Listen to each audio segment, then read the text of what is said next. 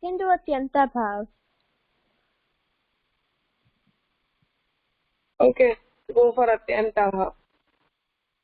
Yeah, so Atyanta Bhav is basically the absolute absence of an object regarding the location of that certain material. So you gave the example of like the pot. So Atyanta Bhav claims that, so when a person claims that a pot is not in the room, then you can understand that the existence of that pot is being negated in reference to that room. So the room is basically representing the place, while the pot is representing the object. So when an object's existence within an area cannot be determined, we can acknowledge such a situation as the Atyanta Bhav of that material.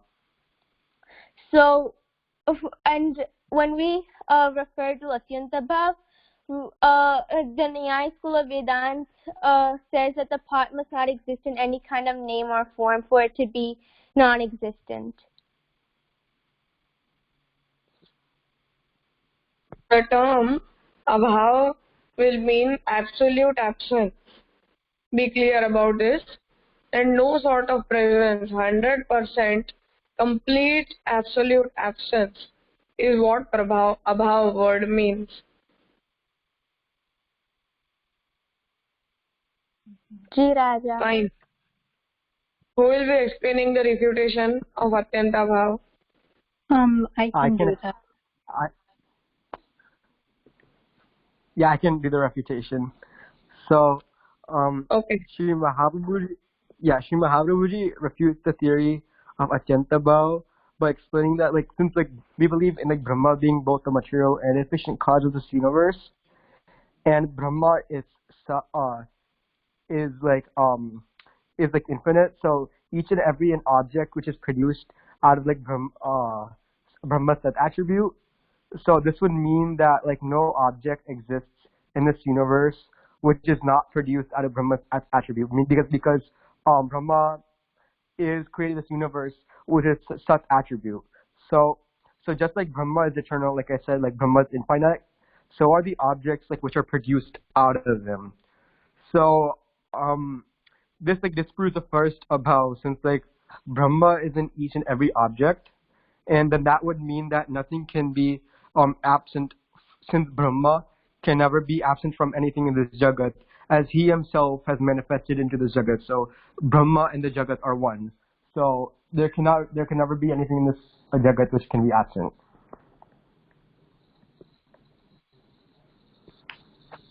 Then how to explain the experience? For example, I am not able to experience the pot in this room. How will we justify this?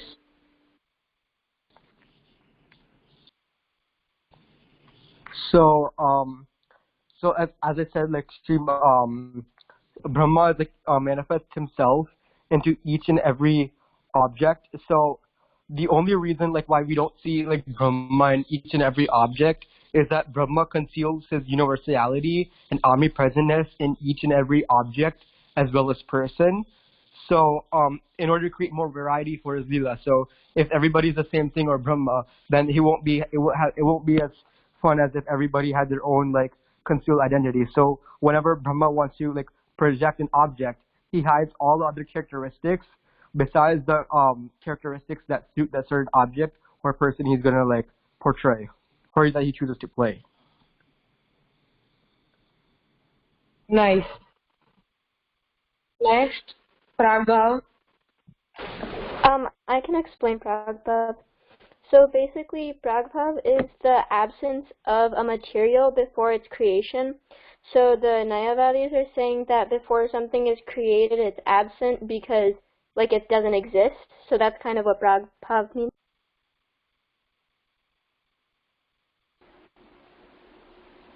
Yes. Absence of any material before the creation is known as Prabhav. What will be the refutation of Prabhav from our side? I can refute it. Okay, you can go ahead. Yes. Okay. So the Pragbhav is negated by Sri Mahaprabhuji. For example, you can see the energy cannot be created or destroyed. It is simply transformed. and so energy is eternal. So just like that, Brahma is eternal as well because he is inside all of the names, forms, and shapes in this universe. Because Brahma is the cause of everything, then every object that he has created in this universe is his form. And so instead of thinking that the absence, like before any object is created, there is an absence, Mahaprabhuji explains that that Brahma believes in the revelation and concealment of every form. So this means that the object is always present, it just gets revealed and concealed with Brahma's wish. And so like the example of water, like it can have many different forms, but in the end the water will always contain the original attribute of it. And so this is how the transformation of water into different objects is possible, but it doesn't mean that the original attributes are gone, because they will always be present. And so in relation to the universe, you can use transformation to apply to the universe, because the universe will always be there in the form of the cause or the effect. It just depends on the wish of Brahma.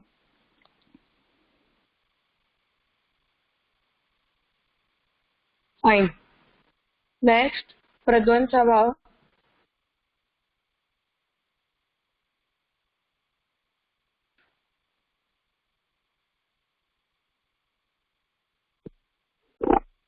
I can do it. Yes, explain the meaning. Okay.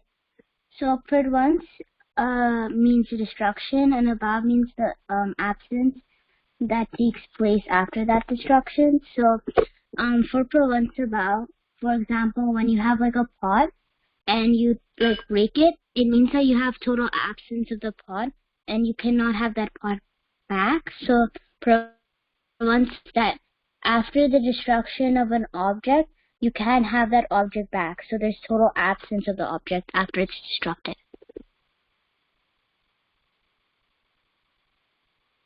Fine. Who will explain the refutation?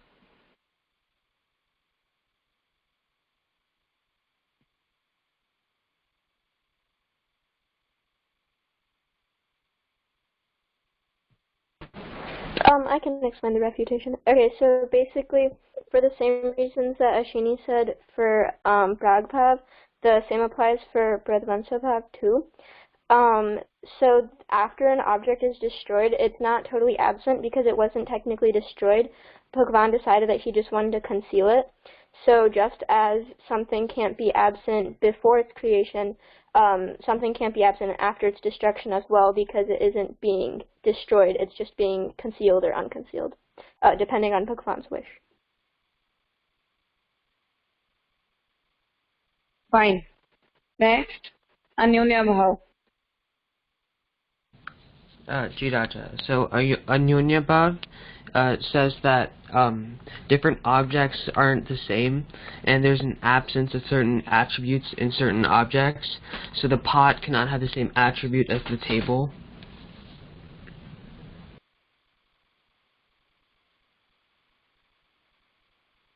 Yeah. So absence of pot in the table and absence of table in the pot. This is what Anyonya Bhav means. Okay. Refutation. I can refute it. I can do it. Yeah. In Anyonya Bhav,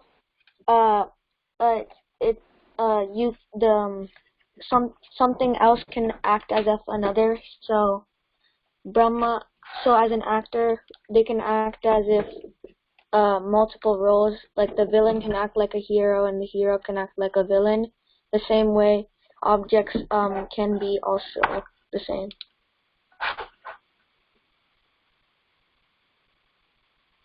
Okay.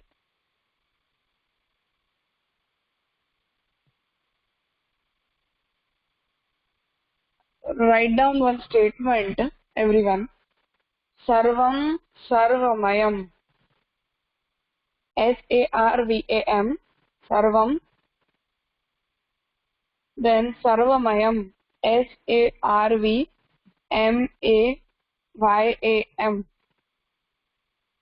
Sarvam Sarvamayam. This means everything has the potential to be in the form of each and every material available. It means even the table is a form acquired by Brahma. Therefore, technically, philosophically, table has the capacity and the potential to be chair and bed and mobile and everything it wants to be. Just it needs a moment when the attribute is manifested in it. Till the date it is concealed, it cannot behave. So this is the statement from Veda, Sarvam Sarvamayam. It means that as Brahma himself has created the universe, Brahma himself has manifested in the form of universe. Therefore, each and every object in this universe has the capacity to take and acquire the form of all the objects available.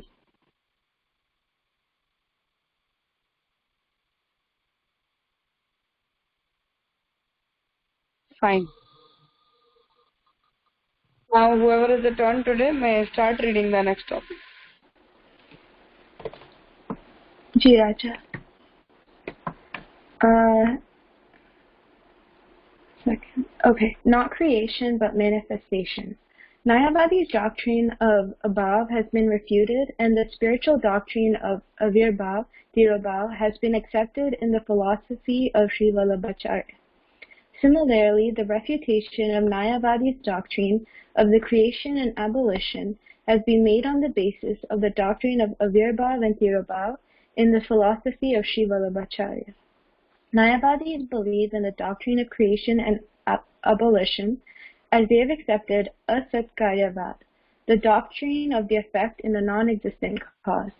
Contrary to this, the doctrine of avirbhav tirobhav has been accepted in the Vallabhmas as Sri Acharya Charan has accepted Satkaryavad, the doctrine of the effect in the existent cause. The introduction to Satkaryavad and Asatkaryavad is necessary to have the idea of the difference that lies between Utpatti and Avirbhav.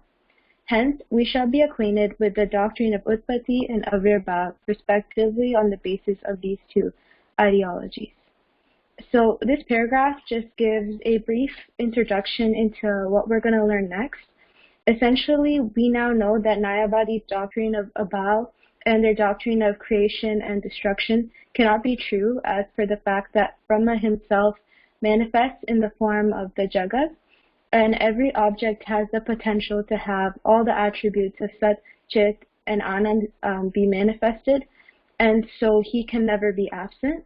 The only way it may seem so is because he's concealed his attributes. The Jagat always exists, but before Brahma has revealed his attributes, the Jagat existed as the material cause and not the effect. And similarly, the Jagat can never be destroyed, but rather it may only seem so because Brahma would have concealed his attributes. So now we're going to look at the difference between Asatkaryavad and Satkaryavad, and specifically the difference between Utpatti and Avirbhav. Should I keep reading, or?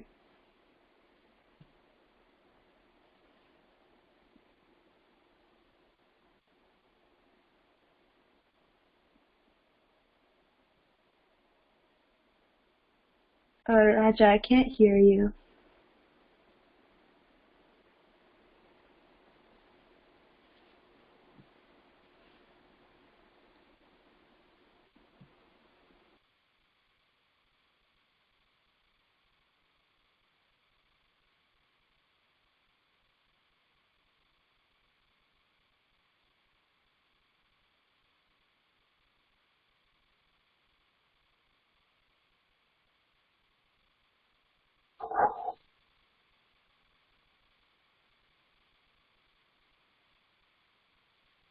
Just a second, okay? Let me tell Raja. I think she got disconnected, so just wait.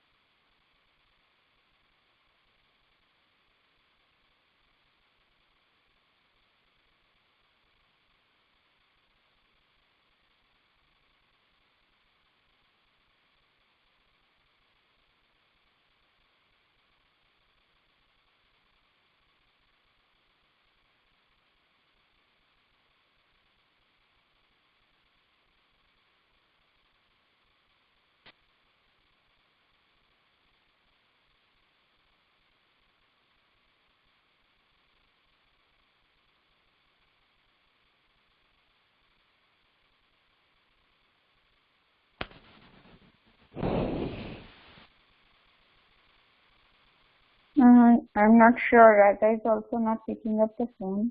So just wait. Okay. Okay. Am I audible now? Yes, Raja. Yeah. Okay. Yeah. Sorry for the interruption. No worries. So, Should I? this paragraph means. Okay. You want to say something? No, I was just asking if I should keep reading or not. No, let us understand this much first. Yeah. Yeah. So, as we understood, the theory of Pragbhav and Pradvansabhav, Anyonya Bhav and Atyanta Bhav, this means that they are accepting a sort of absolute absence of any object after which it gets destroyed or before it is created, or in the context of place and in the context of time. So these are the four types of abhav, or the theory of absence, which is accepted in Nyaya. We understood how Sri Mahaprabhuji is refusing to these theories, because when we are accepting Brahmavad, we cannot accept the theory of abhav. So here we must be clear that in our understanding and in our philosophy, as per explanation from Sri Mahaprabhuji, we accept the theory of Satkaryavad. It means Karya will mean the effect, the product which is created. So as per the Satkaryavad, the term Sat will mean that nothing can be absent forever. It means no sort of absolute absence is possible, because the effect is Sat, the effect is real. So when the effect or the creation is real, it is Sat, we are not accepting the absence of any of the effect or any of the object of this universe. This is known as Satkaryavad. Asatkaryavad will mean that the absence of the effect is possible. It means whatever is being created, it can have absolute absence. This is the theory of Asatkaryavad, in which the Karya or the effect is Asat. It means it can be unreal, and the doctrine of the effect in the non-existent cause. So this is the theory of Nyaya, which is known as Asatkaryavad, and opposite to it, the doctrine of Avirbhav and Tirobhav, which is accepted by Sri Mahaprabhuji, it is known as Satkaryavad. It means the doctrine of the effect and the existent cause. So this is how we are different from them. The theory of Utpatti is negated, we accept Avirbhav. The theory of Nash is not accepted, we accept Tirobhav. Yes. Now we'll have the introduction to Satkaryavad and Asatkaryavad. You may read. Raja. I have a question. Yes, Raja. you may ask. Yes. Yeah. So is Satkaryavad and Satkarantavad the same thing? Because you explained that Satkaryavad does not believe in any absence, and in similarity to this, Satkarantavad also does not believe in any destruction, but only believes in transformation. So can you relate these two concepts? Yes, they are interrelated. It means that when we are accepting Satkaranatavad, you need to accept Satkaryatavad. It means the Karan or the cause is Sat, which will never be having any absence. Like Brahma is the Sat Karan. It means the Karan can never be destroyed. And when the Karan is Sat, Karya also will have to be Sat, because it can also never be negated. It cannot be non-existent. This is what the theory of Satkaryatavad means. There are some philosophers which accept that the Karan is a Sat. It means, for example, the Brahma is the cause, then Brahma is Sat. But along with Brahma, like Mayavad, we have Maya as the cause, and therefore the universe is not Sat, it is illusionary. So, Satkaryatavad and Satkaranatavad, the cause is Sat and the effect is Sat. Same way, Asatkaryatavad and Asatkaranatavad. It means the cause can be Asat and the effect also can be Asat. So these are the four theories we have. There are some people who accept both. For example, Mahaprabhuji accepts Satkaryatavad and Satkaranatavad. It means even the cause is Sat and even the effect is Sat. But on the other side, there are some philosophers who don't accept it.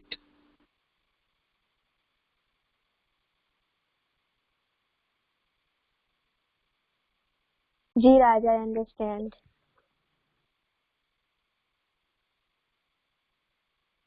Any other question?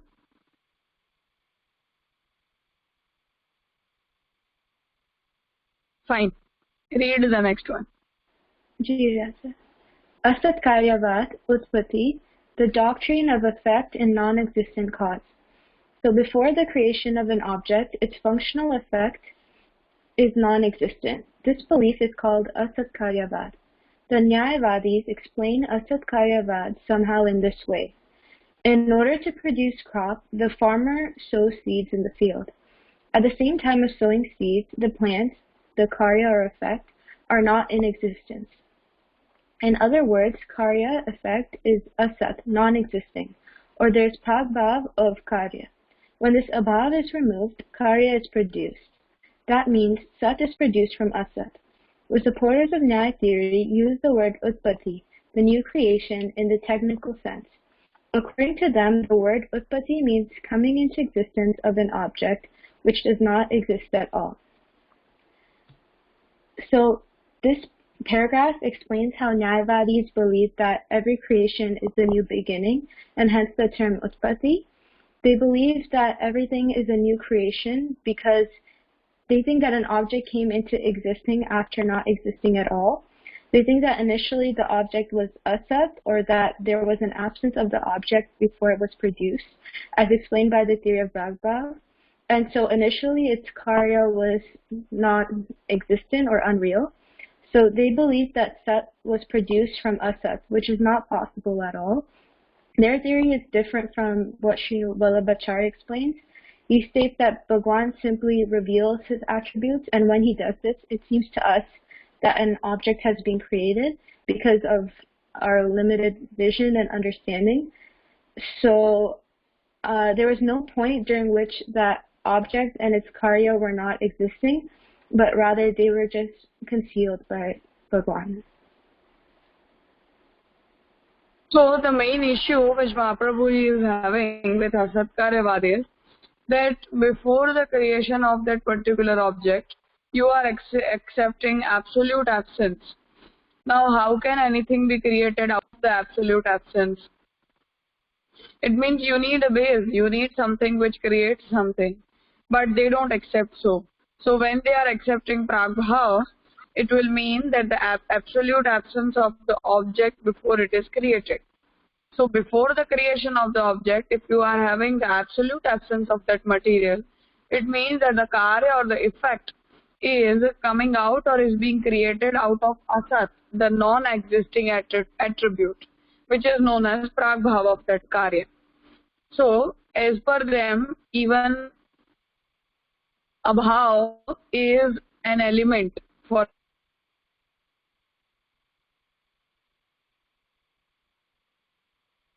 the abhav is removed, karya is produced. It means object is produced.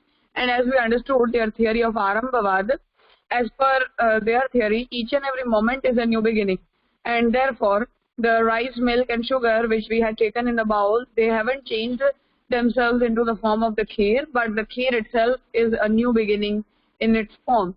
and there was Prag-bhav, the absolute absence of kheer before it was created. So this is how they accept asat karyatavad. It means that the karya is produced out of asat, the non-existent cause. Next will be the paragraph in which we will be understanding how Mahaprabhuji is refuting the asat karyavad and explaining the sat karyavad. We will go for that tomorrow.